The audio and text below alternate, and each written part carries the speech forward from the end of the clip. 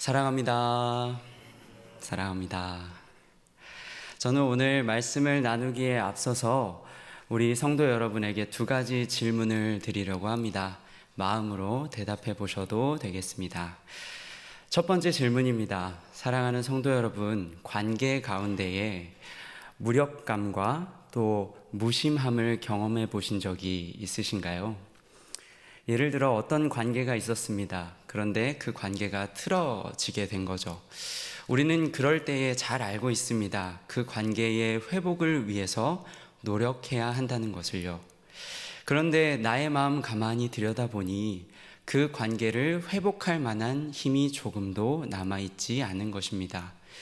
힘이 남아있지 않을 뿐만 아니라 더 나아가서 상대방과의 그 관계에 있어 더 이상 기대하지 않고 포기해 버리는 나의 모습을 발견하게 되는 것이죠. 이처럼 나의 마음 가운데에 무력과 또 무심함을 경험하신 적이 있으십니까? 두 번째 질문을 드리려고 합니다. 두 번째 질문은 앞선 질문과 정반대의 질문인데요. 사랑하는 성도 여러분, 그렇다면 나와의 관계에서 무력하고 또 무심하게 반응하는 누군가를 사랑해 보신 적이 있으신가요? 이 역시 마찬가지입니다. 우리가 여러 관계 속에서 사실 관계가 틀어지게 되면 여러 시도들을 하게 되죠.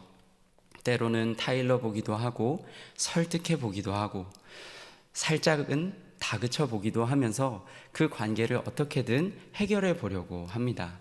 그런데 문제는 그 상대방의 모습에 있습니다. 나는 그렇게 노력을 하지만 상대방은 이미 나와의 관계에서 더 이상 기대하는 것도 없고 포기하는 듯한 모습을 보이는 것입니다. 이와 같이 나와의 관계에 대해서 이미 무력하고 또 무심한 그 누군가를 사랑해 보신 적이 있으신가요?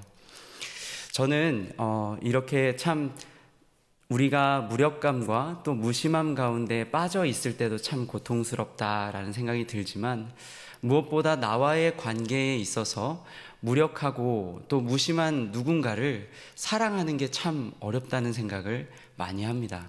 왜 그렇습니까? 무엇보다 그 나에 대해서 무력하고 무심한 누군가를 자꾸만 대할 때마다 거절당하는 느낌이 계속해서 나에게 생기기 때문에 그렇습니다. 관계를 해결하고자 어떻게든 개선하고자 노력합니다. 그런데 그 관계가 계속 일방통행처럼 느껴지는 것입니다. 벽에 부딪히는 것처럼 느껴지는 것입니다. 거절당하는 느낌은 반복되고 있는 것입니다. 심지어 내가 언제까지 이렇게 해야 할까라는 생각도 들 그때에 우리는 비로소 사랑하기를 포기하게 되는 것 같습니다. 그런데 사랑하는 성도 여러분, 이처럼 우리와의 관계에 있어 무력하고 무심한 사람 사랑하는 게 참 어려운데 때로는 하나님과의 관계에 있어서 우리가 이와 같이 무력할 때, 우리가 이와 같이 무심할 때, 그와 같을 때 하나님께 나아갈 힘조차 내 안에 남아있지 않은 것을 발견할 때 하나님께서는 그런 우리에 대해서 어떻게 반응하실까요? 우리가 그러했던 것처럼 우리 하나님 역시 우리에게 몇 번 설득해 보고 타일러도 보고 다그쳐도 보다가 우리를 어느 정도 이상이 지나면 포기해 버리시는 것일까요? 혹 그렇지 않다면 하나님은 어떠한 마음, 어떠한 뜻을 가지고 계신 것일까요? 오늘 이 모든 것들을 아주 자세하게 담고 있는 우리가 함께 읽었던 사무엘상 말씀을 통해서 그 모든 것들을 한번 살펴보고자 합니다. 우리는 지난 시간에 블레셋과의 첫 번째 전투에서 패하면서 어찌하여 라고 이야기하며 언약궤를 전장으로 가지고 왔던 이스라엘의 이야기를 우리가 들은 바 있습니다. 그때 당시에 이스라엘 사람들은 요단강을 건널 때 그러했던 것처럼 또 여리고성을 함락했을 때 그러했던 것처럼 언약궤를 승리의 도구로 생각했던 것 같습니다. 그런데 그것은 큰 착각이었습니다. 왜냐하면 하나님께서는 언약궤를 그들에게 승리의 도구로 주시지 않았기 때문에 그렇습니다. 그렇다면 하나님은 언약궤를 어떠한 목적을 가지고 이스라엘 백성들에게 주신 것일까요? 우리 말씀을 통해서 한번 확인해 보도록 하겠습니다. 거기서 내가 너와 만나고 속죄소 위 곧 증거궤 언약궤 위에 있는 두 그룹 사이에서 천사 사이에서 내가 이스라엘 자손을 위하여 너에게 명령할 모든 일을 너에게 이르리라. 하나님께서는 언약궤를 이스라엘 백성에게 주신 이유는 승리하게 만들고 싶어서가 아니었습니다. 무엇보다 이스라엘 백성을 만나고 이스라엘 백성을 위하여 주실 그 명령을 주시기 위하여 언약궤를 만드셨던 것이죠. 그런데 그런 하나님 앞에서 이스라엘은 어떻게 반응한 것입니까? 하나님 말씀하시는 거 필요 없습니다.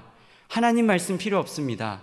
그냥 하나님의 그 능력, 충만한 임재만 있으면 됩니다 라고 반응했던 것입니다. 그런 이스라엘 결국 어떻게 되었을까요? 여호와의 제사를 멸시했다고 기록되어 있는 홈리와 비느하스 그 곁에 하나님의 언약궤를 둘 정도로 하나님을 수치스럽게 만들었던 그 이스라엘 어떻게 되었을까요? 우리 말씀을 통해서 한 번 더 보겠습니다. 하나님의 궤는 빼앗겼고 엘리의 두 아들 홈리와 비느하스는 죽임을 당하였더라. 하나님의 궤를 빼앗겼던 것을 말할 때에 엘리가 자기 의자에서 뒤로 넘어져 문 곁에서 목이 부러져 죽었으니 나이가 많고 비대한 까닭이라. 그가 이스라엘의 사사가 된 지 40년이었더라. 오늘 말씀은 이스라엘이 당면한 아주 큰 위기를 이야기하고 있습니다. 지금 하루아침에 이스라엘은 하나님의 언약궤도 빼앗기고 영적인 지도자의 죽음까지 맞이한 상황이었습니다. 이것은 생각 이상으로 이스라엘에게 심각한 일이었는데요. 왜 그렇습니까? 출애굽을 한 이후에 만들었던 언약궤, 광야 생활을 할 때나 또 가나안 땅에 들어가서 우리가 알고 있는 그 암흑기라고 일컬어지는 사사기를 지날 때나 단 한 번도 다른 민족에게 빼앗긴 적이 없었던 언약궤였습니다. 그런 언약궤를 지금 이스라엘은 블레셋 사람들의 손에 빼앗기고 만 것이죠. 이것은 무엇을 이야기합니까?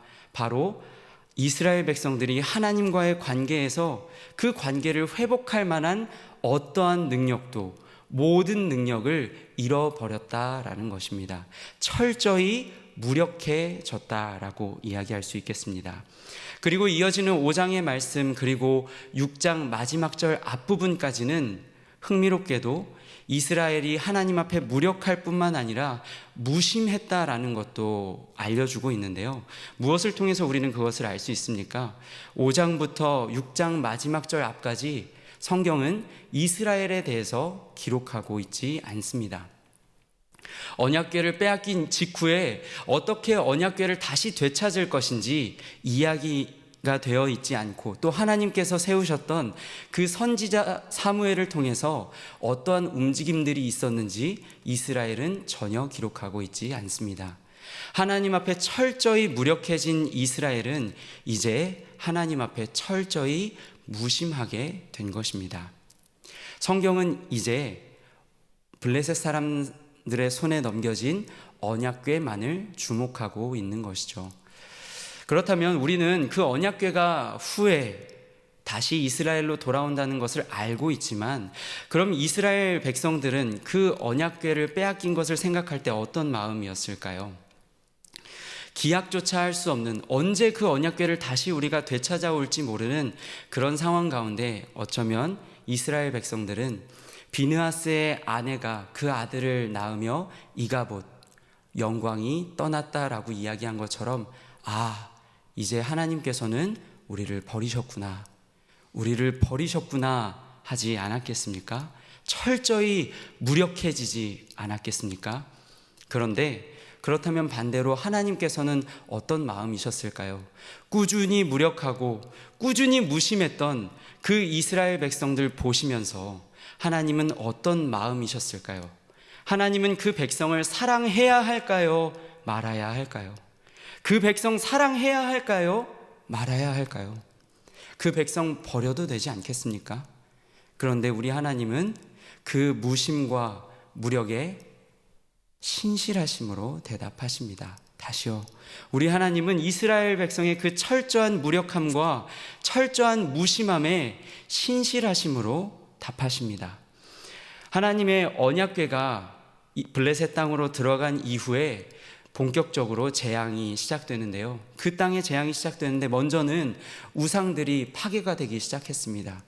그리고 그 땅에 있는 많은 사람들, 그 사람들의 몸에는 악한 독성 종기가 나기 시작했고, 또 땅은 쥐로 말미암아서 많은 고통을 당했다고 성경은 기록하고 있습니다.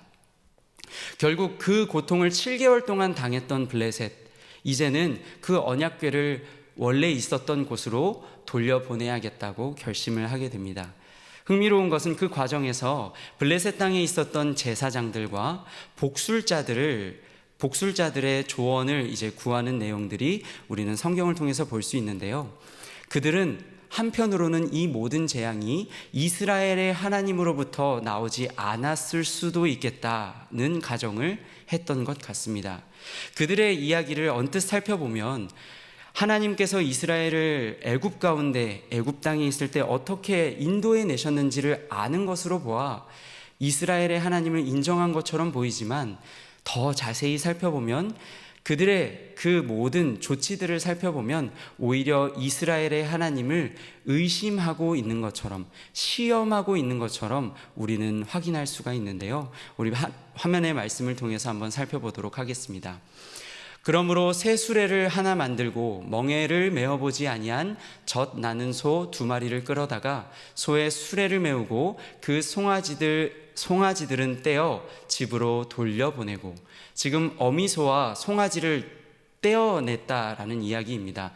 여호와의 궤를 가져다가 수레에 싣고 만일 궤가 그 본 지역길로 올라가서 벳세메스로 가면, 이스라엘의 영토로 가면 이 큰 재앙은 그가 우리에게 내린 것이요, 그렇지 아니하면 우리를 친 것이 그의 손이 아니요 우연히 당한 것인